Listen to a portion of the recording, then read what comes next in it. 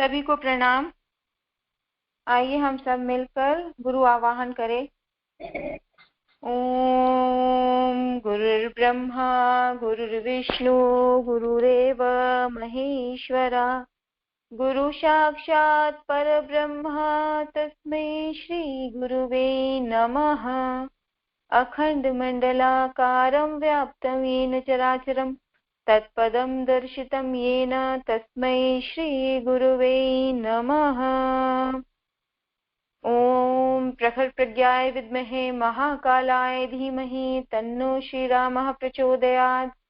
सजलश्रद्धाय विद्महे महाशक्त्यै धीमहि तन्नो माता भगवती देवी प्रचोदयात्। आइए आज मैं अखंड ज्योति से गुरुदेव का एक टॉपिक पढ़ने जा रही हूँ। टॉपिक है भावुक नहीं भावनाशील बने।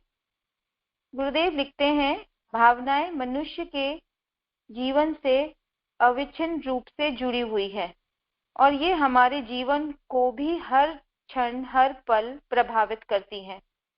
इसका हमारे जीवन में महत्वपूर्ण स्थान है।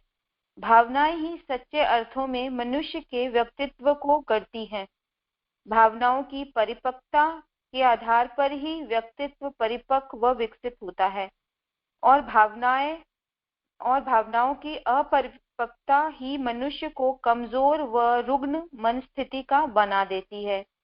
जिस रूप में हमारी भावनाएं होती हैं, उनकी अभिव्यक्ति भी उसी रूप में होती है।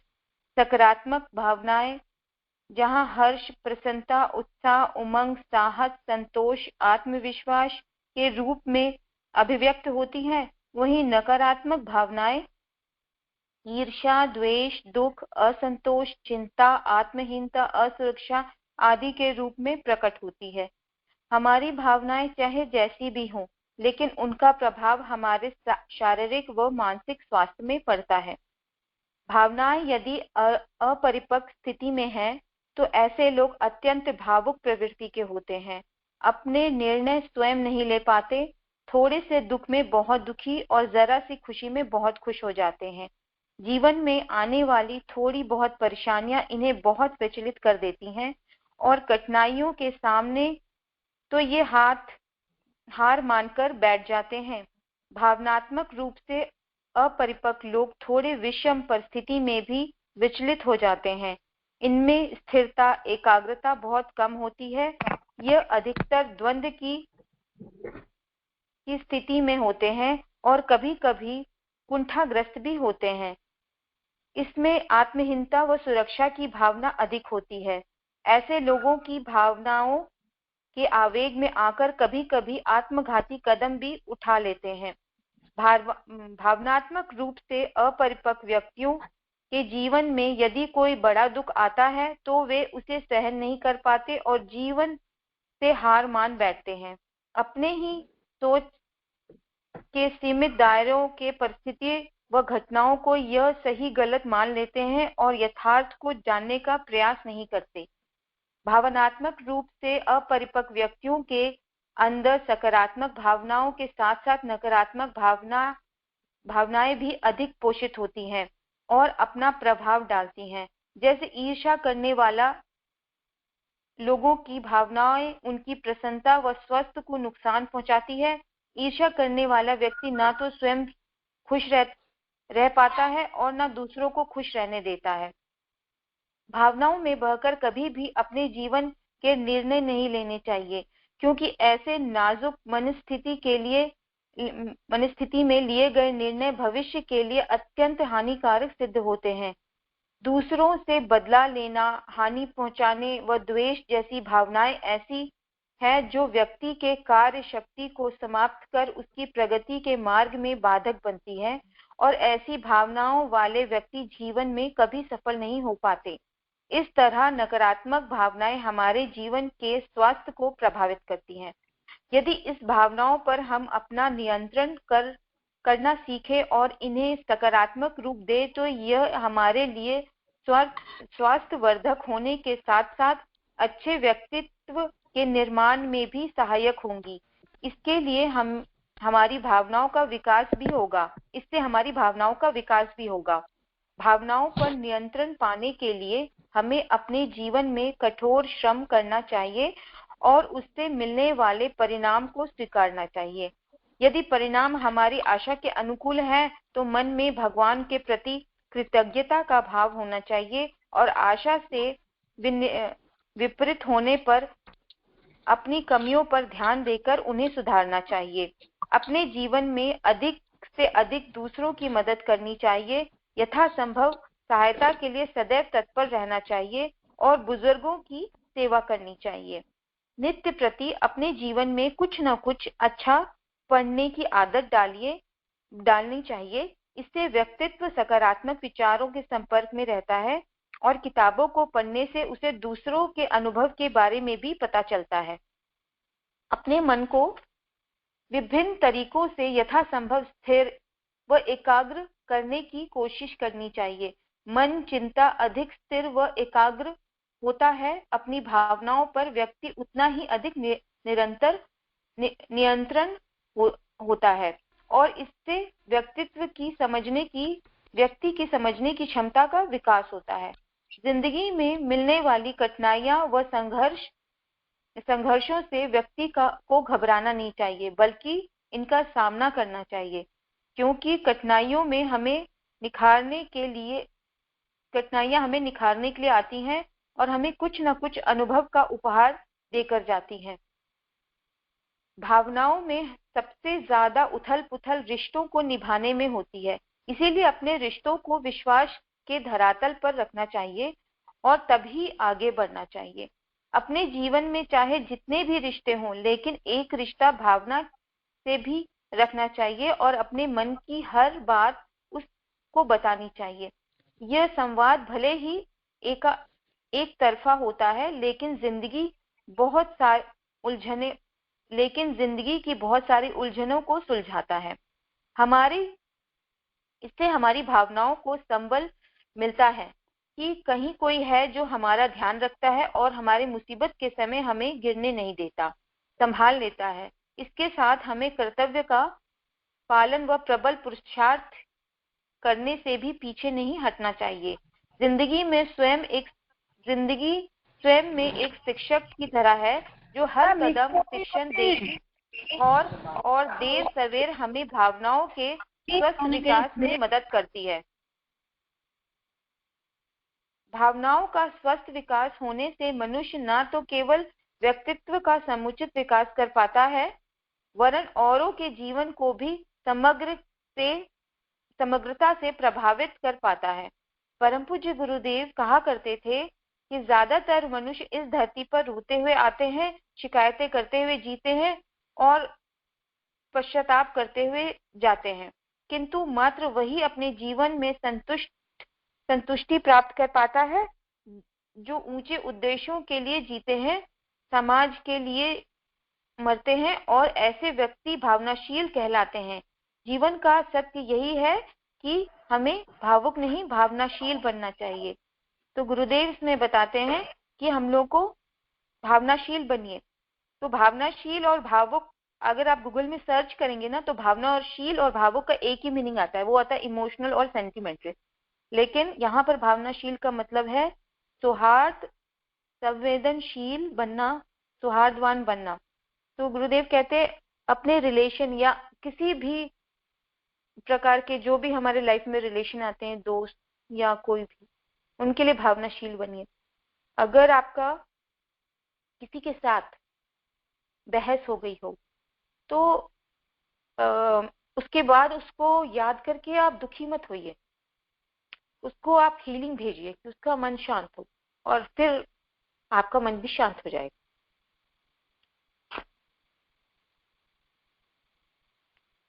यही था गुरुदेव का टॉपिक। सभी का बहुत बहुत धन्यवाद।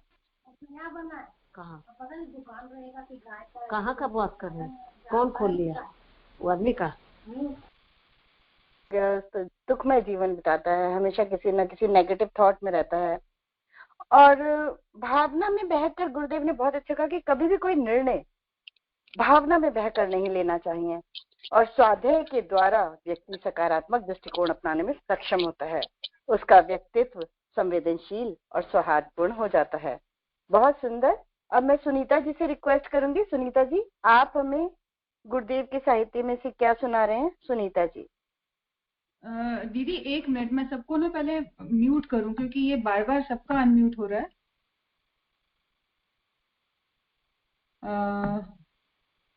मासी को मैं अनम्यूट करती हूँ और दीदी आपको अनम्यूट कर रही हूँ। हाँ, अब आप सभी को प्रणाम। जय गुरुदेव। यज्ञ एक समग्र उपचार प्रक्रिया से गुरुदेव का एक टॉपिक है अग्निहोत्र और यज्ञ का अंतर। आवाज आ रही है? जी दीदी, बिल्कुल क्लियर है जी। अग्निहोत्र और यज्ञ का अंतर, गुरुदेव ने यज्ञ एक समग्र उपचार प्रक्रिया में ये बताया है, तो इसको मैं आप लोगों को भी पढ़ के सुनाऊंगी। मैंने कल ही परसों इसको पढ़ा था तो मुझे थोड़ा अच्छा लगा था, तो सोचा कि चलो अगर सारिका बोल रही है तो मैं इसको सबको पढ़ के एक बार सुना देती हूँ। यज्ञ से अग्निहोत्र प्रक्रिया भिन्न है। अग्निहोत्र निर्धारित विधि व्यवस्था के अनुरूप कोई भी कर सकता है। शुद्ध साकल्य, शुद्ध शरीर, शुद्ध वातावरण, शुद्ध विधि विधान का ध्यान रखकर उसे कोई भी गायत्री मंत्र में आहुतियां देते हुए कर सकता है। उसका तात्कालिक प्रभाव भी इंद्रियों या यंत्रों से देखा जा सकता है। समय स्वयं बताता है कि उसकी गुणवत्ता कितनी है। अग्निहोत्र हेतु ऐसे विधान भी हैं कि निर्धन वर्ग के लोग अति सस्ते में इस प्रक्रिया की पूर्ति कर सकते हैं। अन्य कोई वस्तु ना हो तो समीधा वाले काष्ठों की ही छोटी छोटी तिल्ली बनाकर उन्हें शाकल्य मानकर हवन किया जा सकता है। हवन सामग्री की अपेक्षा गुड़ और घी के सम्मिश्रण से बनी हुई गोलियां भी इस प्रयोजन के लिए प्रयुक्त की जा सकती हैं। वस्तुतः अग्निहोत्र से धुआं नहीं, ऊर्जा का निस्सरण होता है। ऊर्जा युक्त वायु हल्की होती है और वह ऊपर को उठती है, नासिका द्वारा खींची जाती है और सर्वप्रथम मस्तिष्क, तदुपरांत फेफड़ों में, फिर सारे शरीर में फैलती है। उसके साथ औषधियों के उपयोगी अंश होते हैं जो मस्तिष्क रोगों में अपना अद्भुत प्रभाव दिखाते हैं। सिर दर्द, आधा शीशी, जुकाम से लेकर मंद बुद्धि, सनक, अनिद्रा, आवेश जैसे रोगों में ये अपना प्रभाव दिखाते हैं जब हम थोड़ी सी हवन सामग्री के साथ यज्ञ करते हैं। इधर हमारे पास हवन सामग्री जो हमारे शांति कुंज से आती है, उसके बारे में गुरुदेव बता रहे हैं। या हम कुछ और भी औषधियां अगर हम यज्ञ में प्रयुक्त करते हैं, ये अग्निहोत्र के माध्यम से होता है, यज्ञ के माध्यम से नहीं। अविकसित मस्तिष्क जड़ता से छुटकारा प्राप्त करता है और बुद्धि कौशल्य के अभाव की क्रमशः पूर्ति होती रहती है। फेफड़ों में बन गए क्षयजन्य घाव पूरे होते हैं। श्वास नली से संबंधित खांसी, दमा, ब्रोंकाइटिस जैसे रोगों में देखते देखते लाभ पहुंचता है। अग्निहोत्र की निकटवर्ती ऊर्जा में बढ़ा हुआ तापमान होता है, वह त्वचा से स्पर्श करके रोमकूप खोलता है, स्वेद निकालता है, पसीना निकालता है और उस स्वेद के साथ ही रक्त तथा मांसपेशियों में जड़ जमाकर बैठे हुए रोग, कीटकों, विजातीय तत्वों का निष्कासन होता है। इन्हीं तथ्यों को ध्यान में रखकर यज्ञ में न्यूनतम मात्रा में कपड़े पहनने का विधान है। कंधे पर दुपट्टा मात्र धारण करके बैठा जाए तो इससे चर्म रोग मिटते हैं। बालों और त्वचा की जड़ों में जो अदृश्य कृमि कीटक जड़ जमाए होते हैं, उनसे छुटकारा मिलने पर खाज, दाद, छाजन आदि भी मिटते हैं। रक्त में अग्निहोत्र ऊर्जा के साथ जुड़ी हुई उपयोगी रोग नाशक शक्ति बढ़ती है। इससे जीवनी शक्ति का अभिवर्धन भी कह सकते हैं। इस आधार पर उस मूल कारण की समाप्ति होती है जिससे भीतरी बाहरी अंगों में शिथिलता छाई रहती है। आलस्य, भय, घबराहट, धड़कन का बढ़ना, अपच जैसे रोगों में अग्निहोत्र में सम्मिलित होने से दूरदृष्टि से लाभदायक होता है। अग्निहोत्र में इनमें प्रयुक्त होने वाली सभी औषधियां बलवर्धक होती हैं, पर उसका वो जो हम आयुर्वेद में दवाइयां यूज करते हैं, गुरुदेव कह रहे हैं कि जो हम मुंह से जो दवाइयां यूज करते हैं, वो औषधियां जो होती हैं वो पचने में मुश्किल होती है, लेकिन उन्हीं दवाइयों को अग्निहोत्र इस कठिनाई को दूर करता है। उसमें पाचन का प्रश्न ही नहीं है। सूक्ष्मीभूत होकर जो सांस के माध्यम से रक्त में दौड़ जाए, जीव कोशाओं को प्रभावित करे, उसकी गुणवत्ता असंदिग्ध है। वह युवकों की तरह बाल, वृद्ध, नर, नारी का समान रूप से पोषण करता है। अग्निहोत्र चिकित्सा के लिए यूज होता है अग्निहोत्र ज्यादातर। यानी हम घरों में जो भी करते हैं उससे में अगर हम कुछ अपनी औषधियां भी डाल दें, जो भी हम छोटे यज्ञ कर रहे हैं या अग्निहोत्र कर रहे हैं, उसमें थोड़ी बहुत जिस तरह की भी हमारे को परेशानी हो रही है उससे रिलेटेड अगर हम औषधियां डाल दें तो वो चिकित्सा की तरह वर्क करता है। अग्निहोत्र चिकित्सा में विभिन्न रोगों के लिए विभिन्न औषधियों का उपचार भी है। अच्छा यह है कि उन्हें ना मुंह से खाना और ना पेट में पचाना पड़ता है। इंजेक्शन की तरह सुई चुभोकर रक्त में सम्मिलित भी नहीं किया जाता। या तो सरलता का एक ऐसा मार्ग है जिसमें रोगी को पता भी नहीं चलता और औषधि वायुभूत होकर शरीर में प्रवेश कर जाती है और अपना कारगर काम कर जाती है। सामान्यतः अग्निहोत्र शारीरिक और मानसिक आदि व्याधियों का निवारक और निरोधक है और ये वातावरण का भी परिशोधन करता है। जो हम अग्निहोत्र करते हैं वह इन दोनों ही क्षेत्रों की क्षमता में अभिवृद्धि करता है। फलता आरोग्य और मानसिक बल और योगा पक्षीय योग बनाता है। इसे घरेलू उपचार भी कह सकते हैं, साथ ही रोग निवारक बलवर्धक सामयिक सूत्र भी। अग्निहोत्र एक विज्ञान है। इसमें अग्नि की विशेष साधनों से विशिष्ट विधि पूर्वक इस तरह प्रज्वलित किया जाता है कि जिसमें वह मात्र चूल्हा जलाने की अग्नि ना रहे, ऐसी विशिष्ट बन जाए जो आरोग्य समस्या के समस्त पक्षों पर अपना चमत्कारी प्रभाव दिखा सके। इसलिए इसका लाभ देखने वाले को पंसारी की दुकान से कूड़ा करकट खरीद कर उसे आग में जला देने वाली उतावली मात्र से किसी बड़े लाभ की आशा नहीं करनी चाहिए। उसमें वरन प्रयुक्त होने वाली वस्तुओं की उत्कृष्टता का समुचित ध्यान रखना चाहिए। अब गुरुदेव एक और बहुत अच्छी सी बात कह रहे हैं कि अग्निहोत्र से वातावरण और शारीरिक ये दो चीजों का होता है, लेकिन यज्ञ क्या है? इसको पढ़ने के बाद मुझे भी समझ में आया कि यज्ञ और अग्निहोत्र में फर्क क्या है। यज्ञ में यज्ञ जो है, यज्ञ इससे आगे की बात है। बहुत अच्छी बात लिखी है गुरुदेव ने यहाँ पे कि यज्ञ इससे आगे की बात है। उसकी अंतःकरण और अंतर मन तक सुपर मन तक पहुंच है। यज्ञ की अंतःकरण से लेके अंतर मन से लेके सुपर मन तक पहुंच है। वह व्यक्ति की विचारणा, आकांक्षा, भावना, श्रद्धा, निष्ठा, प्रज्ञा को प्रभावित करता है और उसका परिशोधन और अभिवर्धन भी करता है। शास्त्रकार का कथन है कि जननी के उदर से सभी मानव प्राणी प्राय एक जैसी स्थिति में होते हैं, पर उन्हें यज्ञ और महायज्ञ प्रक्रिया द्वारा मानवीय गरिमा के क्षेत्र में उठाते उठाते ब्रह्म स्तर तक पहुंचाया जा सकता है। बहुत ही बढ़िया बात है ये कि शास्त्रकार कहते हैं कि सभी कोई एक जैसे पैदा होते हैं, लेकिन यज्ञ और महायज्ञ के माध्यम से जो हम मन से भी करते हैं, शरीर से भी करते हैं, आहुतियों से भी करते हैं, ये सारे यज्ञ और महायज्ञ के पाठ हैं। यह स्मरण रखने योग्य बात यह है कि ब्राह्मण कोई जाति वंश नहीं वरन एक स्तर का नाम है। उस स्तर की उस तत्व ज्ञान के साथ जुड़ती है जो गुण कर्म स्वभाव में देवोपम वरिष्ठ या वरिष्ठता का समावेश करता है। यानी कि चिंतन, चरित्र और व्यवहार में इस प्रकार की शालीनता का समावेश होता है जिससे अभिनंदनीय और अनुकरणीय कहा जा सके। यह स्थिति ब्राह्मणत्व की कहलाती है और उसे उपलब्ध करने में यज्ञ का, महायज्ञ का आश्रय लेना पड़ता है। गीताकार ने अनेक प्रसंगों पर यज्ञ शब्द का प्रयोग किया है। वह अग्निहोत्र के लिए प्रयुक्त नहीं किया गया है वरन भावनात्मक, प्रेरणात्मक है। वह एक ऐसी विद्या है जो जीवन प्रवाह को उच्च स्तरीय धारा में बह चलने का उल्लास एवं साहस प्रदान करती है। यह आत्मज्ञ है जिसमें अपने को पवित्र और प्रखर बनाया जाता है। अपने कषाय कलमशों को, कुसंस्कारों को तिल तिल करके गलाया जाता है। यह सोने की कसौटी पर परखने और अंगीठी पर तपने जैसी प्रक्रिया है। उसमें न केवल आदतें सुधरती हैं वरन चिंतन के प्रभाव को भी मोड़ना पड़ता है। इस निमित्त यज्ञ कर्मकांड को प्रतीक रूप में प्रयुक्त किया जाता है, पर वस्तुतः वह है आंतरिक कायाकल्प, यानी यज्ञ से आंतरिक कायाकल्प। इसमें लिप्सा, लालसा, वासना, तृष्णा को विसर्जित करना पड़ता है और ऐसी ज्योति ज्वाला प्रचंड करनी पड़ती है जिससे अंतः क्षेत्र और बाह्य वातावरण में दिव्य ऊर्जा का आलोक भर सके। यज्ञ शब्द वहां प्रयुक्त होता है जहां उसके साथ वेद मंत्रों का शुद्ध समावेश हो। इसके लिए पहले से ही शुद्ध उच्चारण का अभ्यास करके प्रवीणता प्राप्त करनी पड़ती है। किसी पारंगत वक्ता के स्वर में स्वर मिलाकर भी इस प्रयोजन की पूर्ति हो सकती है।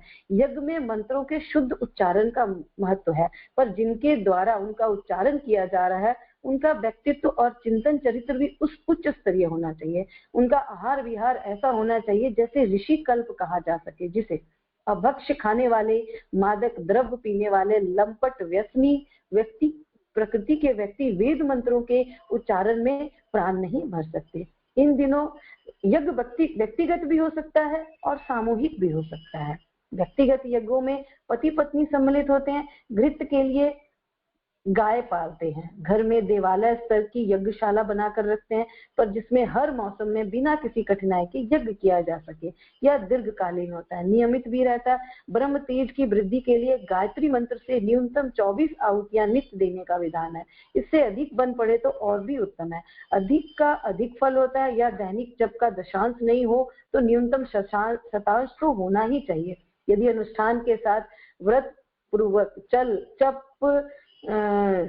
व्रत पूर्वक जप चल रहा है तो ऐसा भी हो सकता है कि उसकी पूर्णाहुति का यज्ञ नित्य न बन पड़े, पर पूर्णाहुति के समय एक दिन ही संपन्न कर लिया जाएगा। उसमें अन्य कुटुंबी भी सम्मिलित किए जा सकते हैं। यज्ञ सामूहिक भी होते हैं, पर उनका उद्देश्य वायुमंडल शोधन जैसा भौतिक भर सीमित नहीं रहता। यह प्रयोजन तो सामान्य है। बड़ी बात वायुमंडल का संशोधन, वायुमंडल के वातावरण के अंतर को अधिक अच्छी तरह समझा जाना चाहिए। वायु प्रदूषण का निराकरण, प्राण तत्व का विवर्धन अग्निहोत्र प्रक्रिया में भी हो जाता है। वायु प्रदूषण का निराकरण और प्राण तत्व का विवर्धन, यानी हमारा वातावरण जो है वो दूषित है तो वो उसका प्रदूषण हम दूर कर सकते हैं, जो नॉर्मल हमारा वातावरण है। और प्राण तत्व, जो हमारे में प्राण तत्व की कमी है तो वो हम अग्निहोत्र की प्रक्रिया से कर सकते हैं, ऐसा गुरुदेव लिख रहे हैं। किंतु व्यक्तित्व का परिष्कार, यानी पूरे समाज में जितने भी हमारे आसपास के व्यक्तित्व हैं उनका परिष्कार, यानी अपने साथ साथ सभी का परिष्कार, ओजस, तेजस, वर्चस्व का निखार आदि उच्च स्तरीय। इसलिए इनके साथ अनेक अनुबंध भी जुड़े हैं। अधिक सतर्कता और सात्विकता का समावेश करना होता है। यज्ञ कराने वाले ब्रह्म, आचार्य और उद्गाता चारों को यज्ञ काल से कहीं पूर्व से ही आहार शुद्धि, ब्रह्मचर्य, साधना, नित्य कर्मों की कठोरता का प्रतिपालन नियम पूर्वक करना पड़ता है। आहुति देने वाले होता यजमान भी यज्ञ के दिनों में व्रत धारण करते हैं, परिपूर्ण संयम बरतते हैं। यज्ञ के दिनों में स्वेच्छाचार बरतने के तनिक भी गुंजाइश नहीं होती है। सामूहिक यज्ञों में 2 प्रकार के यज्ञ प्रधान होते हैं, एक राजसूय यज्ञ, दूसरा वाजपेयी यज्ञ। राजनीतिक शासकों दलों द्वारा जो राजनीतिक प्रयोजनों के लिए बड़े आयोजन संपन्न किए जाते हैं उन्हें राजसूय यज्ञ कहते हैं। लंका विजय, कंस जरासंध वध के उपरांत तत्कालीन मूर्धन्य राजनेताओं को आमंत्रित किया गया था और आहुतियों के अतिरिक्त भावी राजनीतिक विधि व्यवस्थाओं का भी निर्धारण किया गया था। इस प्रकार इन यज्ञों के रूप में समय समय पर क्षेत्रीय प्रांतीय आयोजन भी होते रहते हैं। उनमें विचार मंत्र होता था और मूर्धन्यों की सलाह से एक निर्णय तक पहुंचा जाता था ताकि शासन सत्ता में स्वेच्छाचारिता का समावेश न हो सके।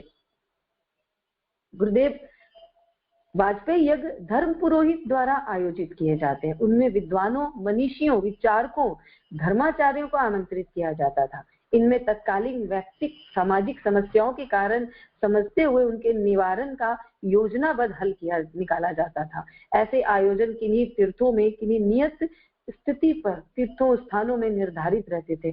सत प्रवृत्तियों में निरत साधु ब्राह्मण उनमें किसी के निमंत्रण की प्रतीक्षा किए स्वयं वे जा पहुंचते थे। परस्पर भेंट भी हो जाती और क्षेत्रीय समस्याओं और परिस्थितियों की जानकारी भी मिलती और स्थानीय और सर्वजनीय समाधानों का सिलसिला भी चलता था। कुंभ पर्व 2.5 वर्ष बाद देश में प्रमुख स्थानों पर होते थे।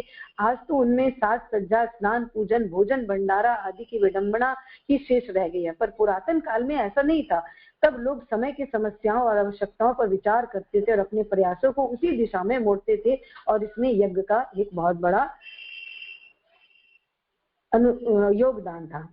ठीक है, आज इन दिनों परिस्थितियां ऐसी हैं जिन्हें विकृत मनस्थिति की देन माना जाता है। सभी जानते हैं कि कुमार्गगामिता अपनी चरम सीमा पर चल रही है। बढ़ती हुई जनसंख्या, उभरती दुष्प्रवृत्ति का विस्फोट इस प्रकार हो रहा है कि वह कभी भी नक्षत्र युद्ध, असाध्य महामारी के रूप में फूट सकता है।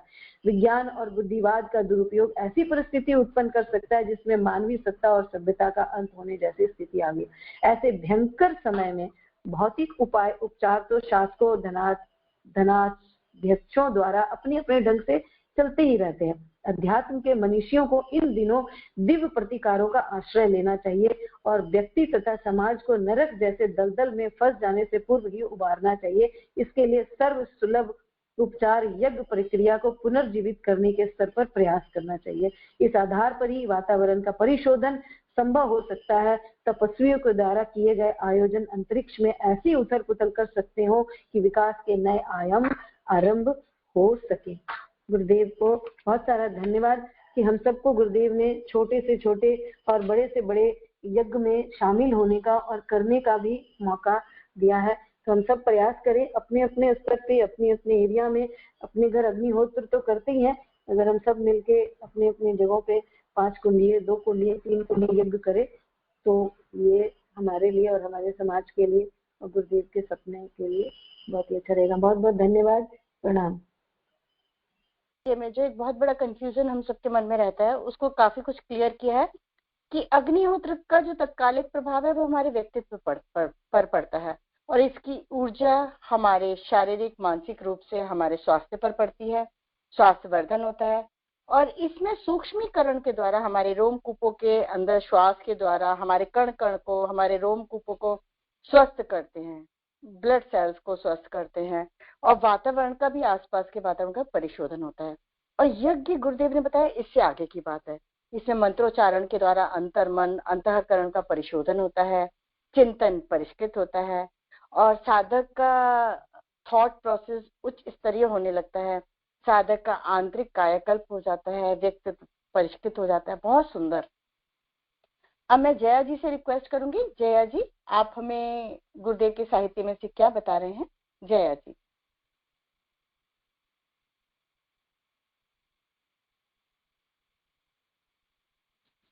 सभी को प्रणाम। जय गुरुदेव।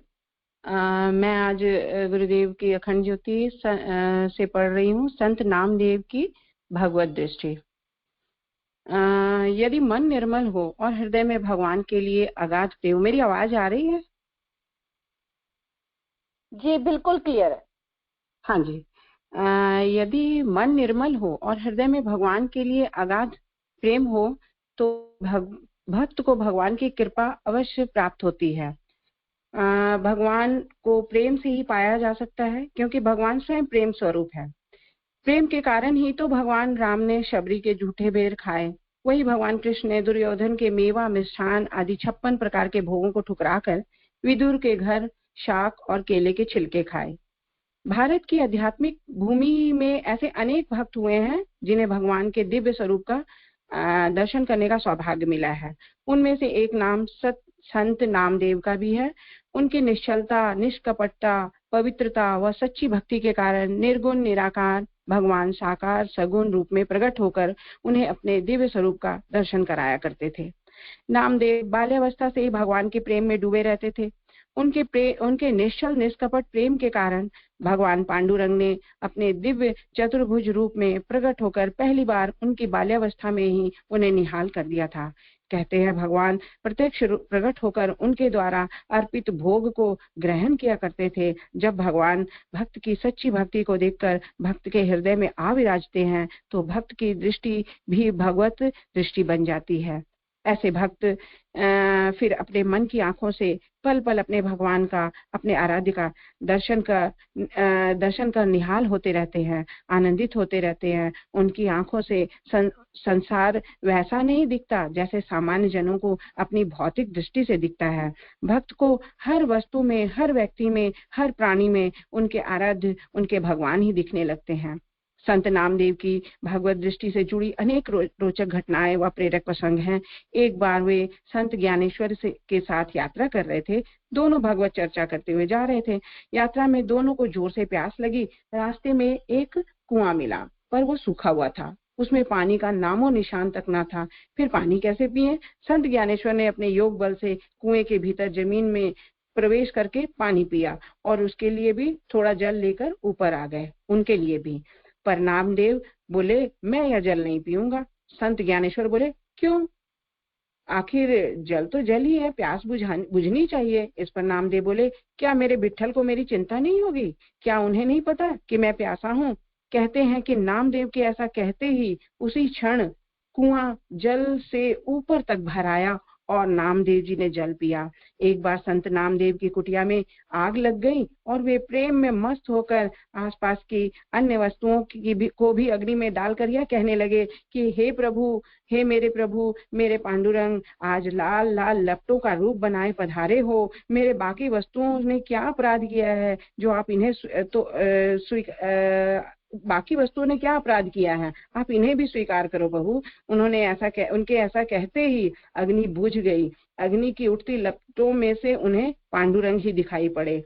एक बार नामदेव रोटी बना रहे थे, तभी एक कुत्ता वहां आया, उनके पास रखी रोटियां वहां से उठा के भाग निकला। यह देखकर नामदेव जी अपने हाथ में घी का कटोरा लिए उस कुत्ते के पीछे दौड़ पड़े। वे भागते जाते और प्रेम से विह्वल होकर कहते जाते थे, हे मेरे प्रभु, हे मेरे पांडुरंग, आपने जो रोटियां ली हैं उसमें मैंने अभी तो घी भी नहीं चुपड़ा है। हे प्रभु, मेरी रोटियां सूखी हैं, मुझे उन रोटियों में भी घी लगा लेने दीजिए, मुझे घी तो चुपड़ देने दीजिए। हे मेरे प्रभु, फिर भोग लगाइएगा।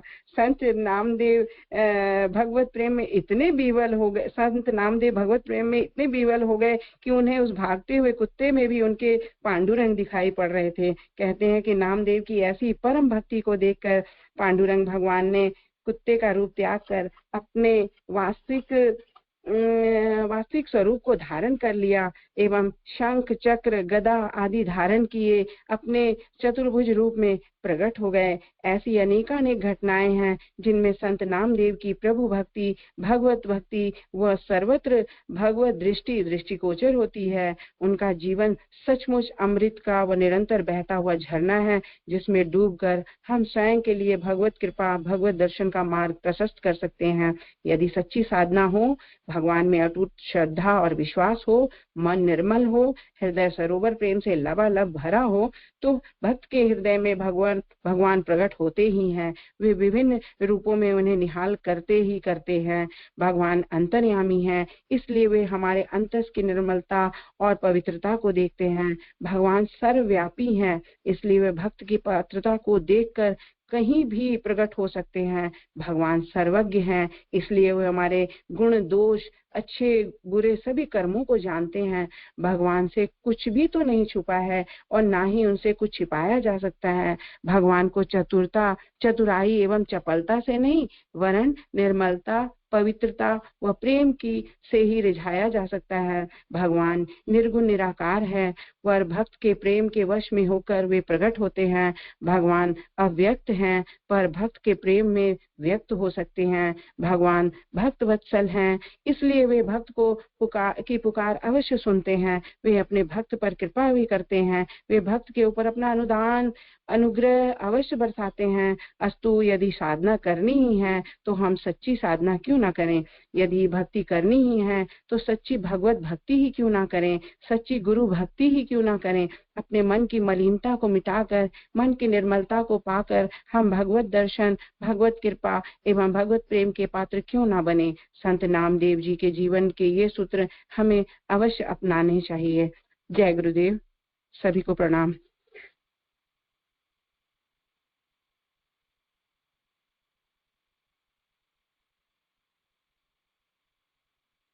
बहुत सुंदर आपने बताया कि भक्त प्रेम से ही अभिभूत होते हैं भगवान। जैसे संत नामदेव के बारे में आपने बताया, मीराबाई, और भी वैसे हमारे पास बहुत सारे लोग हैं, भक्त हैं, जिनको भगवान प्रत्यक्ष दर्शन देते थे। और संत नामदेव जी की आपने कितनी सारी सुंदर घटनाएं बताई कि वो एक कुत्ते में भी भगवान के दर्शन, भगवान को ही देखते थे। मतलब उनके लिए हर जीव, हर प्राणी विठल का ही स्वरूप होता था और वो प्रत्येक व्यक्ति को लेकर हमेशा भाव विभोर रहते थे। और सच्ची साधना, सही बताया आपने कि सच्ची साधना, श्रद्धा, निष्ठा, सरलता से ही भगवान की पात्रता को पाने में व्यक्ति सक्षम होता है। अब मैं सुनीता उपाध्याय दीदी से रिक्वेस्ट करूंगी कि वो हमें गुरुदेव के साहित्य में से क्या बता रही हैं। सुनीता उपाध्याय दीदी। जी दीदी, प्रणाम सभी को। प्रणाम, जय गुरुदेव। मेरी आवाज आ रही है कि नहीं ठीक से, एक बार बस। जी बिल्कुल बिल्कुल आ रही है। जी जी, धन्यवाद।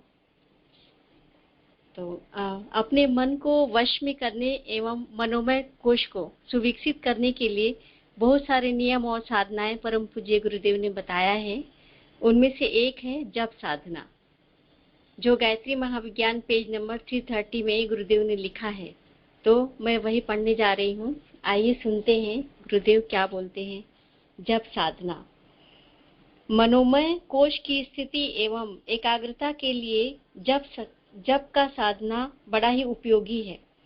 इसकी उपयोगिता इससे निर्विवाद है कि सभी धर्म, मजहब, संप्रदाय इसकी आवश्यकता को स्वीकार करते हैं। जप करने से मन की प्रवृत्तियों को एक ही दिशा में लगा देना सरल हो जाता है। कहते हैं कि एक बार एक मनुष्य ने किसी भूत को सिद्ध कर लिया। भूत बड़ा बलवान था। उसने कहा, मैं तुम्हारे वश में आ गया। ठीक है, जो आज्ञा होगी सो करूंगा। मुझसे बेकार नहीं बैठा जाता। यदि बेकार रहा तो मैं आपको ही खा जाऊंगा। यह मेरी शर्त अच्छी तरह से समझ लीजिए। उस आदमी ने भूत को बहुत काम बताए। उसने थोड़ी थोड़ी देर में सब काम कर दिए। भूत थोड़ी थोड़ी देर पर सब काम कर दिया करता था। भूत की बेकारी से उत्पन्न होने वाला संकट उस सिद्ध मनुष्य को बेतरह परेशान कर रहा था। तब वह दुखी होकर अपने गुरुदेव के पास गया। गुरु ने सिद्ध मनुष्य को बताया कि आंगन में एक बांस गाड़ दिया जाए और भूत से कह दो कि जब तक तुम्हारा दूसरा काम न बताया जाया करे, तब तक उस बांस पर बार बार चढ़े और बार बार उतरे। यह काम मिल जाने पर भूत से काम लेते रहने की भी सुविधा हो गई और सिद्ध के आगे उपस्थित रहने वाला संकट हट गया। मन ऐसा ही भूत है। हमारा मन जो है ऐसा ही भूत है, जो जब भी निरर्थक बैठता है तभी कुछ न कुछ खुराफात करता रहता है। इसलिए यह जब भी काम से छुट्टी पाए तभी इसे जप पर लगा देना चाहिए। जप केवल समय काटने के लिए ही नहीं है, वरन वह एक बड़ा ही उत्पादक एवं निर्माणात्मक मनोवैज्ञानिक श्रम है। निरंतर पुनरावृत्ति करते रहने से मन में उस प्रकार का अभ्यास एवं संस्कार बन जाता है जिससे वह स्वभावतः उसी ओर चलने लगता है। पत्थर को बार बार रस्सी की रगड़ लगने से उसमें गड्ढा पड़ जाता है। पिंजरे में रहने वाला कबूतर बाहर निकाल देने पर भी लौटकर उसी में वापस आ जाता है। गाय को जंगल में छोड़ दिया जाए तो भी वह रात को स्वयं लौट आती है। इसी प्रकार निरंतर अभ्यास से मन भी ऐसा अभ्यस्त हो जाता है कि अपने दीर्घ काल तक सेवन किए गए कार्यक्रम में अनायास ही प्रवृत्त हो जाता है। अनेक निरर्थक कल्पना प्रपंचों में उछलते कूदते फिरते रहने की अपेक्षा आध्यात्मिक भावना की एक सीमित परिधि में भ्रमण करने के लिए जप का अभ्यास करने से मन एक ही दिशा में प्रवृत्त होने लगता है। आत्मिक क्षेत्र में मन लगा रहना उस दिशा में एक ही पूर्ण सफलता प्राप्त होने का सुनिश्चित लक्षण है। मन रूपी भूत बड़ा ही बलवान है। यह सांसारिक कार्यों को भी बड़ी सफलता पूर्वक करता है और जब आत्मिक क्षेत्र में जुट जाता है तो भगवान के सिंहासन को हिला देने में भी नहीं चूकता। मन की उत्पादक, रचनात्मक एवं प्रेरक शक्ति इतनी विलक्षण है कि उसके लिए संसार की कोई वस्तु असंभव नहीं। भगवान को प्राप्त करना भी उसके लिए बिल्कुल असंभव नहीं है। भगवान को प्राप्त करना भी उसके लिए बिल्कुल सरल है। कठिनाई केवल एक नियत क्षेत्र में जमने की है, सो जप के व्यवस्थित विधान से वह भी दूर हो जाती है। हमारा मन कैसा ही उच्छृंखल क्यों न हो, पर जब उसको बार बार किसी भावना पर केंद्रित किया जाता रहेगा तो कोई कारण नहीं कि कालांतर में उसी प्रकार का न बनने लगे। लगातार प्रयत्न करने से सर्कस में खेल दिखाने वाले बंदर, सिंह, बाघ, रीछ जैसे उद्दंड जानवर मालिक की मर्जी पर काम करने लगते हैं, उसके इशारे पर नाचने लगते हैं, तो कोई कारण नहीं कि चंचल और कुमार्गगामी मन को वश में करके इच्छानुवर्ती न बनाया जा सके। पहलवान लोग नृत्य प्रति अपनी नियत मर्यादा में दंड बैठक आदि करते हैं। उनकी इस क्रिया पद्धति से उनका शरीर दिन दिन हृष्ट पुष्ट होता जाता है और एक दिन वे अच्छे पहलवान बन जाते हैं। नित्य का जप एक आध्यात्मिक व्यायाम है जिससे आध्यात्मिक स्वास्थ्य को सुदृढ़ और सूक्ष्म शरीर को बलवान बनाने में महत्वपूर्ण सहायता मिलती है। एक एक बूंद जमा करने से घड़ा भर जाता है।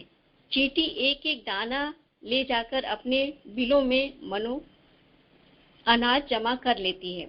एक एक अक्षर पढ़ने से थोड़े दिनों में विद्वान बना जा सकता है। एक एक कदम चलने से लंबी मंजिल पार हो जाती है। एक एक पैसा जोड़ने से खजाने जमा हो जाते हैं। एक एक तिनका मिलने से मजबूत रस्सी बन जाती है। जप में भी वही शक्ति, जप में भी वही होता है। माला का एक एक दाना फेरने से बहुत जमा हो जाता है।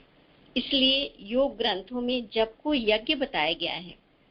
उसकी बड़ी महिमा गाई गई है और आत्म मार्ग पर चलने की इच्छा करने वाले पथिक के लिए जप करने का कर्तव्य आवश्यक रूप से निर्धारित किया गया है। गुरुदेव लिखते हैं कि गीता के अध्याय 10 में और 25वां श्लोक में कहा गया है कि यज्ञों में जप यज्ञ श्रेष्ठ है। मनुस्मृति में अध्याय 2 और श्लोक 86 में बताया गया है कि होम, बलिकर्म, श्राद्ध, अतिथि सेवा, पाक यज्ञ, विधि यज्ञ, दर्प पौंड, मासादि यज्ञ सब मिलकर भी जप यज्ञ के 16वें भाग के बराबर नहीं होते हैं। महर्षि भारद्वाज ने गायत्री व्याख्या में कहा है कि समस्त यज्ञों में जप यज्ञ अधिक श्रेष्ठ है। अन्य यज्ञों में हिंसा होती है पर जप यज्ञ में नहीं होती। जितने कर्म यज्ञ, दान, तप हैं सब जप यज्ञ की 16वीं कला के समान भी नहीं होते। समस्त पुण्य साधना में जप यज्ञ सर्वश्रेष्ठ है। इस प्रकार के अगणित प्रमाण शास्त्रों में उपलब्ध हैं। उन शास्त्र वचनों में जप यज्ञ की उपयोगिता एवं महत्ता को बहुत जोर देकर प्रतिपादन किया गया है। कारण यह है कि जप मन को वश में करने का रामबाण अस्त्र है और यह सर्वविदित तथ्य है कि मन को वश में करना इतनी बड़ी सफलता है कि उसकी प्राप्ति होने पर जीवन को धन्य माना जा सकता है। समस्त आत्मिक और भौतिक संपदाएं संयत मन से ही तो उपलब्ध की जा सकती हैं। तो आइए देखते हैं कि जप यज्ञ के कुछ आवश्यक जानकारियां गुरुदेव क्या लिखते हैं कि इसका क्या नियम होना चाहिए। तो नंबर 1 है, जप के लिए प्रातः काल एवं ब्रह्म मुहूर्त सर्वोत्तम काल है। 2 घंटे रात में रहने से सूर्योदय तक ब्रह्म मुहूर्त कहलाता है। सूर्योदय से 2 घंटे दिन चढ़े तक प्रातः काल होता है। प्रातः काल से सभी ब्रह्म मुहूर्त अधिक श्रेष्ठ होता है। और नंबर 2 में है, जप के लिए पवित्र एकांत स्थान चुनना चाहिए। मंदिर, तीर्थ, बगीचा, जलाशय आदि एकांत के शुद्ध स्थान के लिए जप अधिक उपयुक्त है। घर में करना हो तो ऐसी जगह चुननी चाहिए जहां अधिक खटपट न हो। नंबर 3, संध्या को जप करना हो तो सूर्य अस्त से 1 घंटा उपरांत तक जप कर लेना चाहिए। प्रातः काल के 2 घंटे और सायं का 1 घंटा, इन तीनों घंटों को छोड़कर रात्रि के अन्य भागों में गायत्री मंत्र नहीं जपा जाता है। जप के लिए शुद्ध शरीर और शुद्ध वस्त्रों से बैठना चाहिए। साधारणतः स्नान द्वारा ही शरीर की शुद्धि होती है, पर किसी विवस्था, ऋतु प्रतिकूलता या अस्वस्थता की दशा में मुंह धोकर या गीले कपड़े से शरीर पोंछकर भी काम चलाया जा सकता है। नित्य धुले वस्त्रों की व्यवस्था न हो सके तो रेशमी या ऊनी वस्त्रों से काम चला लेना चाहिए। जप के लिए बिना बिछाए नहीं बैठना चाहिए। कुश का आसन, चटाई आदि घास से बने आसन अधिक उपयुक्त हैं। पशुओं के चमड़े, मृक्षाला आदि आजकल उनकी हिंसा के से प्राप्त होते हैं, इसलिए वे निषिद्ध हैं, यानी कि नहीं बैठना चाहिए। पद्मासन में पालथी मारकर मेरुदंड को सीधा करते हुए जप के लिए बैठना चाहिए। मुंह प्रातः पूरब की ओर और सायं काल पश्चिम की ओर रहना चाहिए। माला तुलसी या चंदन की होनी चाहिए। कम से कम 1 माला नित्य जपनी चाहिए। माला पर जहां बहुत आदमियों की दृष्टि पड़ती हो वहां हाथ को कपड़े से गौमुखी से ढक लेना चाहिए। माला जपते समय सुमेरु का उल्लंघन नहीं करना चाहिए। एक माला पूरी करके उसे मस्तिष्क तथा नेत्रों से लगाकर पीछे की तरह उल्टा ही वापस कर लेना चाहिए। इस प्रकार माला पूरी होने पर हर बार उलट कर ही नया आरंभ करना चाहिए। लंबे समय में शायद समय हो गया है तो एक दो और पढ़ देती हूँ। जब के समय मस्तिष्क के मध्य भाग में इष्ट देव का प्रकाश ज्योति का ध्यान करते रहना चाहिए। साधक का आहार तथा व्यवहार सात्विक होना चाहिए। शारीरिक एवं मानसिक दोषों से बचने का यथासंभव पूरा प्रयत्न करना चाहिए। और लास्ट है, जप के लिए गायत्री मंत्र सर्वश्रेष्ठ है। गुरु द्वारा ग्रहण किया वह मंत्र ही सफल होता है। स्वेच्छा पूर्वक मनचाही विधि से मनचाहा मंत्र जपने से विशेष लाभ नहीं होता। इसलिए अपनी स्थिति के अनुकूल आवश्यक विधान किसी अनुभवी पथ प्रदर्शक से ही मालूम करना चाहिए। इस प्रकार उपर्युक्त नियमों के आधार पर किया हुआ गायत्री जप मन को वश में करने एवं मनोमय कोश को सुविकसित करने का बड़ा ही महत्वपूर्ण सिद्ध होता है। सभी को प्रणाम, बहुत बहुत धन्यवाद। जय गुरुदेव।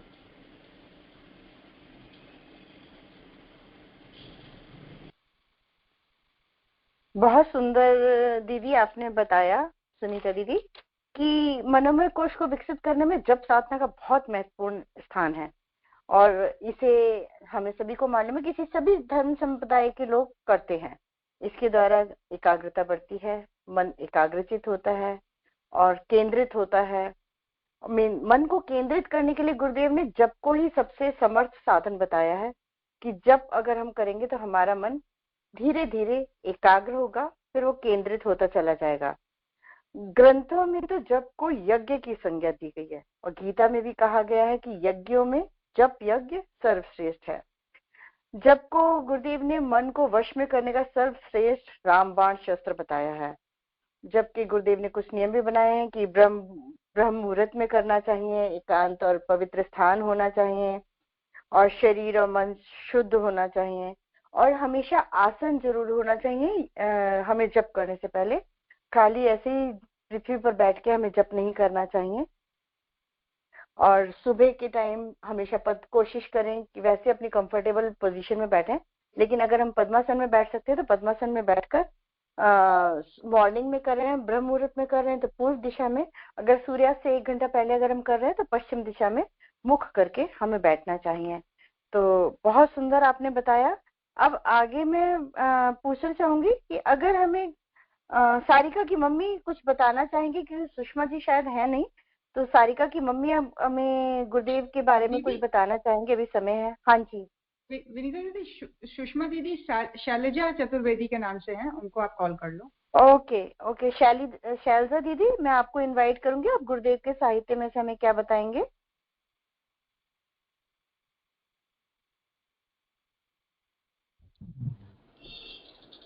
प्रणाम दीदी। दीदी मेरी आवाज आ रही है? प्रणाम, आपकी आवाज एकदम क्लियर है जी। सादर प्रणाम सभी को। दीदी मैं युग निर्माण योजना पढ़ रही हूँ। विज्ञान की कसौटियों पर खरा गायत्री मंत्र हमारा टॉपिक है। आधुनिक विज्ञान उपकरणों के सहारे मनुष्य जीवन की जटिलताओं को कम करने या सरल बनाने के लिए प्रयत्नशील बाह्य उपकरण अर्थात पदार्थों के माध्यम से जीवन की गुत्थियों को सुलझाने के कारण ही इसे पदार्थ विज्ञान कहा जाता है। प्राचीन काल में हमारे मनीषियों ने पदार्थ विज्ञान के क्षेत्र में प्रगति करने के साथ साथ चेतना को भी शोध और अन्वेषण का विषय बनाया था। इस क्षेत्र में चमत्कृत कर देने वाली प्रगति की थी। हमारे ऋषि मुनि जो होते थे, रिसर्चर होते थे, आधुनिक विज्ञान में अभी बाह्य उपकरणों के से वो करते हैं, हमें उपलब्ध कराते हैं, जटिलताएं कम करते हैं। और हमारे ऋषि मुनि मनीषी जो थे वो चेतना विज्ञान के क्षेत्र में शोध किया करते थे, चमत्कृत कर देने वाली प्रगति की थी, शोध की थी। चेतना विज्ञान के क्षेत्र में प्रगति के जो विधि विज्ञान खोजी गई उनमें मंत्र विद्या प्रमुख मानी गई। यूं सामान्य रूप से मंत्रों का स्वरूप कुछ विशिष्ट शब्दों का समूह ही दिखाई देता है, परंतु वास्तव में मंत्र केवल शब्दों का समूह ही नहीं बल्कि उनका गठन विज्ञान सम्मत प्रभाव को ध्यान में रखते हुए किया गया है। कुछ समय पूर्व तक मंत्रों के प्रभाव और विशेषताओं को अंधविश्वास के सिवाय कुछ नहीं कहा जाता था, पर अब विज्ञान भी मंत्रों की शक्ति को प्रमाणित करने लगा है। मंत्र विद्या के वैज्ञानिक जानते हैं कि जीभ से जो भी शब्द निकलते हैं उनका उच्चारण कंठ, ताल, मूर्धा, ओष्ठ, दंत, जिह्वामूल आदि मुख के विभिन्न अंगों द्वारा होता है। इस उच्चारण काल में मुख के जिन भागों से ध्वनि निकलती है उन अंगों के नाड़ी तंतु शरीर के विभिन्न भागों तक फैलते हैं। इस फैलाव क्षेत्र में कई ग्रंथियां होती हैं जिन पर उन उच्चारणों का दबाव पड़ता है। जिन लोगों की कोई सूक्ष्म ग्रंथियां रोगी या नष्ट हो जाती हैं उनके मुख से कुछ खास शब्द अशुद्ध या रुक कर निकलते हैं। इसी को हकलाना या तुतलाना कहते हैं। शरीर में अनेक छोटी बड़ी दृश्य अदृश्य ग्रंथियां होती हैं। योगी लोग जानते हैं कि उन कोषों में कोई विशेष शक्ति भंडार छिपा रहता है। सुषुम्ना से संबंध षटचक्र प्रसिद्ध है। ऐसी अगणित ग्रंथियां शरीर में हैं। विविध शब्दों का उच्चारण इन विविध ग्रंथियों पर अपना प्रभाव डालता है। उस प्रभाव से इन ग्रंथियों का शक्ति भंडार जागृत होता है। मंत्रों का गठन इसी आधार पर हुआ है। गायत्री मंत्र में 24 अक्षर हैं। इनका संबंध शरीर में स्थित ऐसी 24 ग्रंथियों से है जो जागृत होने पर सद्बुद्धि प्रकाशक शक्तियों को सतेज करती हैं। गायत्री मंत्र के उच्चारण से सूक्ष्म शरीर का सितार 24 स्थानों में झंकार देता है और इससे एक ऐसी स्वर लहर उत्पन्न होती है जिसका प्रभाव अदृश्य जगत के महत्वपूर्ण तत्वों पर पड़ता है। यह प्रभाव ही गायत्री साधना के फलों का प्रभाव हेतु है। दीपक राग गाने से बुझे दीपक जल उठते हैं। मेघ मल्हार गाने से वर्षा होने लगती है। वेणुनाद सुनकर सर्प लहराने लगते हैं। मृग सुध बुध भूल जाते हैं। गाय अधिक दूध देने लगती है। कोयल की बोली सुनकर काम भाव जागृत हो जाते हैं। अमेरिका के डॉक्टर हचिंसन ने विविध संगीत ध्वनियों से अनेक असाध्य और कष्ट साध्य रोगियों को अच्छा करने में सफलता एवं ख्याति प्राप्त की। भारत वर्ष में तांत्रिक लोग थाली को घड़े पर रखकर सर्प, बिच्छू आदि जहरीले जानवरों के काटे हुए का इलाज करते हैं, जिससे कंठमाला, विषबेल, भूतोन्माद आदि रोगी बहुत करके अच्छे हो जाते हैं। कारण यह है कि शब्दों के कंपन सूक्ष्म प्रकृति से अपनी जाति के अन्य परमाणुओं को लेकर ईथर का परिभ्रमण करते हुए जब अपने उद्गम केंद्र पर कुछ ही क्षणों में लौट आते हैं तो उसमें अपने प्रकार की एक विशेष विद्युत शक्ति भरी होती है और परिस्थिति के अनुसार उपयुक्त क्षेत्र पर उस शक्ति का एक विशिष्ट प्रभाव पड़ता है। मंत्रों द्वारा विलक्षण कार्य होने का भी यही कारण है। गायत्री मंत्र द्वारा भी इस प्रकार शक्ति का आविर्भाव होता है। मंत्रोच्चारण में मुख के अंग क्रियाशील होते हैं। उन भागों में नाड़ी तंतु कुछ विशेष ग्रंथियों को गुदगुदाते हैं। उनमें स्फुरण होने से एक वैदिक छंद का क्रमबद्ध यौगिक संगीत प्रवाह ईथर तत्व में फैलता है और अपनी कुछ क्षणों में होने वाली विश्व परिक्रमा को वापस आते आते एक स्वजातीय तत्वों की सेना वापस ले आता है, जो अभीष्ट उद्देश्य की पूर्ति में बड़ी सहायक होती है। शब्द संगीत के शक्तिमान कंपनों का पंच भौतिक प्रवाह जो और आत्मशक्ति की सूक्ष्म प्रकृति की याचना, साधना, आराधना के आधार पर उत्पन्न किया गया संबंध, ये दोनों ही कारण संबंध साधक के लिए दैवी वरदान सिद्ध होते हैं। गायत्री उपासना से मनुष्य के बहिरंग और अंतरंग दोनों ही दृष्टियों से समृद्ध और समुन्नत बनाने का राजमार्ग है। धन्यवाद।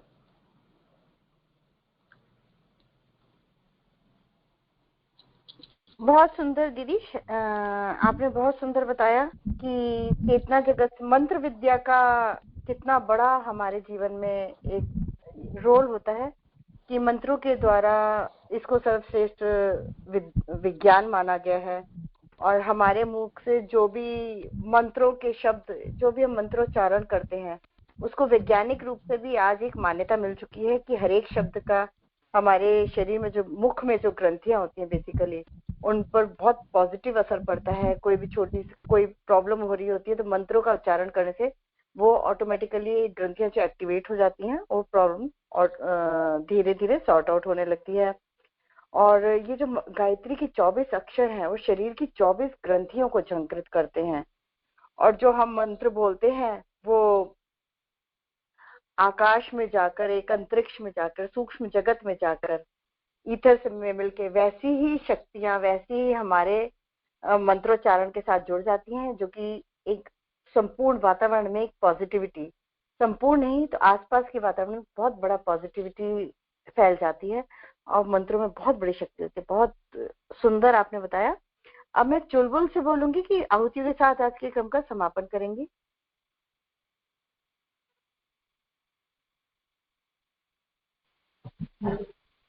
आइए, सारिका मैं आहुति दे रही हूँ ना? हाँ जी मासी, आप या चुलबुल का आपने बोला था? हाँ चुलबुल आहुति। जय गुरुदेव, सभी को प्रणाम। आइए सभी के उत्तम स्वास्थ्य और उज्जवल भविष्य की प्रार्थना करके गायत्री मंत्र द्वारा 5 मंत्र आहुतियां देते हैं। ओम भूर्भुवः स्वः तत्सवितुर्वरेण्यं भर्गो देवस्य धीमहि धियो यो नः प्रचोदयात् स्वाहा। इदं गायत्री इदं नामम। ओम भूर्भुवः स्वः तत्सवितुर्वरेण्यं भर्गो देवस्य धीमहि धियो यो नः प्रचोदयात् स्वाहा। इदं गायत्री इदं नामम। ओम भूर्भुवः स्वः तत्सवितुर्वरेण्यं भर्गो देवस्य धीमहि धियो यो नः प्रचोदयात् स्वाहा। इदं गायत्री इदं नामम। ओम भूर्भुवः स्वः तत्सवितुर्वरेण्यं भर्गो देवस्य धीमहि धियो यो नः प्रचोदयात् स्वाहा। इदं गायत्री इदं नामम। ओम भूर्भुवः स्वः तत्सवितुर्वरेण्यं भर्गो देवस्य धीमहि धियो यो नः प्रचोदयात् स्वाहा। इदं गायत्री इदं नामम। आइए महामृत्युंजय द्वारा 5 मंत्र आहुतियां करते हैं। ओम त्र्यंबकं यजामहे सुगंधिं पुष्टिवर्धनम् उर्वारुकमिव बन्धनात् मृत्योर्मुक्षीयमामृतात् स्वाहा। इदं महामृत्युंजय इदं नामम। ओम त्र्यंबकं यजामहे सुगंधिं पुष्टिवर्धनम् उर्वारुकमिव बन्धनात् मृत्योर्मुक्षीयमामृतात् स्वाहा। इदं महामृत्युंजय इदं नामम। ओम त्र्यंबकं यजामहे सुगंधिं पुष्टिवर्धनम् उर्वारुकमिव बन्धनात् मृत्योर्मुक्षीयमामृतात् स्वाहा। इदं महामृत्युंजय इदं नामम। ओम त्र्यंबकं यजामहे सुगंधिं पुष्टिवर्धनम् उर्वारुकमिव बन्धनात् मृत्योर्मुक्षीयमामृतात् स्वाहा। इदं महामृत्युंजय इदं नामम। ओम त्र्यंबकं यजामहे सुगंधिं पुष्टिवर्धनम् उर्वारुकमिव बन्धनात् मृत्योर्मुक्षीयमामृतात् स्वाहा। इदं महामृत्युंजय इदं नामम। सर्वत्र शांति ही शांति आप तक हो, सभी का जीवन मंगलमय हो, इसी भावना के साथ शांति पाठ। ओम देव शांति अंतरिक्षगुम शांति पृथ्वी शांतिरापः शांतिरोषधयः शांति वनस्पतयः शांति विश्वे देव शांति ब्रह्म शांति सर्वगुम शांति शांतिरेव शांति सामा शांतिरेधि। ओम शांति शांति शांति सर्वारिष्टेषु शांतिर्भवतु। बेबदी ज्योति और प्रेम साधना में और शाम को नादयोग में आने की जरूर प्रयास कीजिएगा। जय गुरुदेव, सभी को प्रणाम।